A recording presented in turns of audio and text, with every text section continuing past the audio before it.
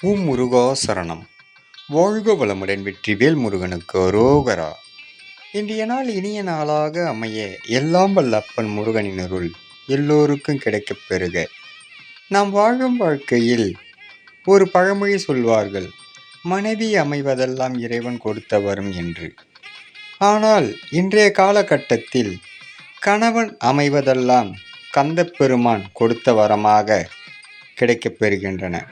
காரணம், மனைவியை நேசிக்கும் கணவர்களை விட மதுவை நேசிக்கும் கணவர்கள்தான் இங்கு அதிகம் பேர். அதனால் கந்தனை நம்பினால் காலத்தை மாற்றுவான், கணவரையும் மீட்டுத் தருவான். இது சத்தியமான ஒன்று.